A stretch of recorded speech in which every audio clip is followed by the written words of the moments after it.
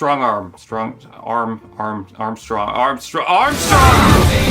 Look, I'm gonna be honest with you, Strongarm was probably the most annoying character in the aligned continuity tie-in show Transformers Robots in Disguise. I get the idea she's by the books unless the situation pins her under the pressure. But man, some of her lines and issues were hard to swallow. Remember the whole TV and sideswipe thing? That aside, she was a strong, prominent character in the show who did what she could to help the team. In Legacy Evolution, she returned to introduce the series back into the spotlight. Big Lim transforms into a very boxy truck that, despite the very flat and wide proportions like Overlord stepped on her, the aesthetic and details are very close to the original show, and thus, Legacy Prime RC has zero excuses left. The white on top brightens the figure, but I love the bold blue with dark blue lines. The bumper is nice and square, and the window seems sharp at every edge. The feet stick out, kinda like, someone, I can't put my finger on it.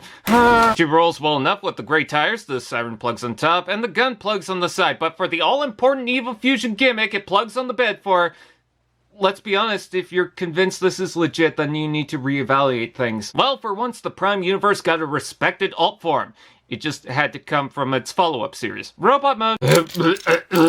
Is it me, or does Strongarm seem oddly slimmer? The upper arms look short. I'm sure I've seen the waist and upper legs before. The transformation is almost like, oh god, it's an Elite 1 retool. If it wasn't for the waist and feet, I almost wouldn't have a clue. She's a lot more boxy by comparison, with the shoulders using the front sides of the truck, the new appropriate torso, and even the back with the doors angled off to the correct position. Sure, the back has a lot of kibble, but at least it doesn't feel as much. Why did they give her a butt crack? Stop it! I know what you're thinking. Come to think of it, are we sure it's not the comic version? This one has a nose. I don't know if it's too wide, but the shape is nice, crisp, the colors are fair with the blue tracing and yellow highlights. It's almost like...